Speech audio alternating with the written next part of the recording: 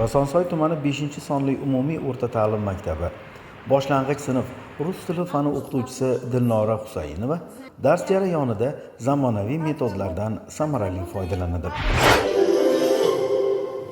Для жизни нам необходима энергия. Muammoli vaziyatlar orqali o'quvchilarni faol ishtirok etishga chorlaydi.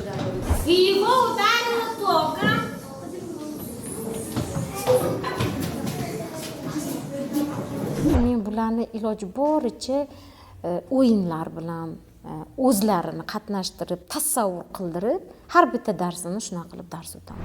Shuningdek, multimedia vositalari, interfaol dars usullari bolalarning bilim olishiga bo'lgan qiziqishini oshiradi. Люди из чего берут энергию, чтобы он двигался, чтобы он что-то делал? Dilnora Husayinova o'quvchilarning ijodiy qobiliyatlarini rivojlantirish uchun psixologik o'yinlardan foydalanadi. Hammasini o'zini fikri, men o'rgatganman. Birinchi sinfdan o'zingni fikringni, gapirishingni gapirgin, o'rgangin. Chunki bolada ichida nima deydi, qo'rquv bo'lsa, bola ichidagi o'zining talantini, ichidagi narsasini chiqarib bera olmaydi.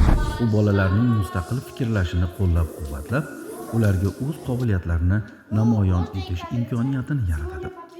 Вдруг в атомной электростанции случилось.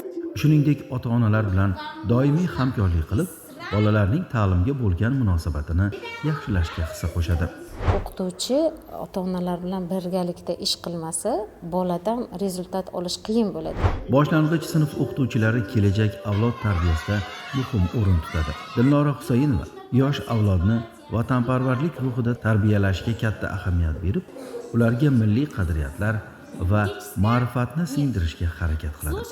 Eng katta mashaqqatim shu farzandlarni yuragiga singdirish, ularni mana shu bo'layotgan vataniga mehr muhabbatni, hamma kelajakdagi uni kasbini sevishini biz o'qituvchilar, ya'ni boshlang'ich sinf o'qituvchilari o'rgatishimiz kerak deb o'ylayman.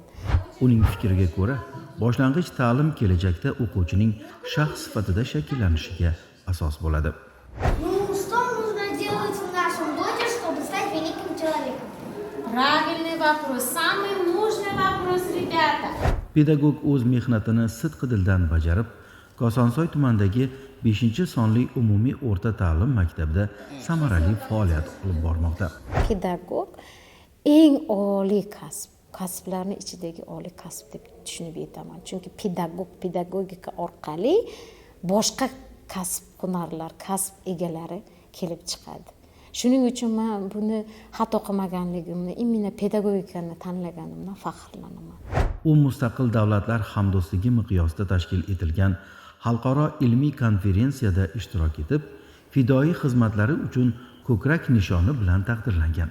U o'z darslarida innovatsion metodikalardan foydalanib, ta'lim sifatini oshirishga hissa qo'shmoqda.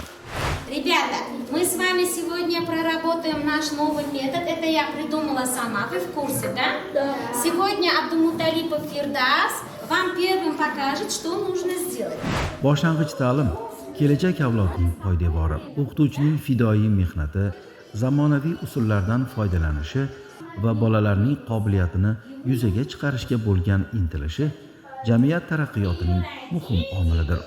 Ребята, ваши одноклассники сделали собственноручно прибор специально для нашей сегодняшней темы. Dilnora Husayinova kabi tajribali pedagoglar mehnati tufayli o'quvchilar ta'limga qiziqish bilan yondashib, mustaqil fikrlash va ijodkorlik qobiliyatlarini rivojlantirish imkoniyatiga ega bo'lmoqdalar. Ertaga men tarbiyalagan, men o'qitgan o'quvchilarni meni ko'chada ko'rib, tanib, assalomu alaykum ustoz, yaxshimisiz deb so'rashib, meni tanib, mana hozir mana shu kasb egasi bo'ldim, mana shu yerda ishlayapman.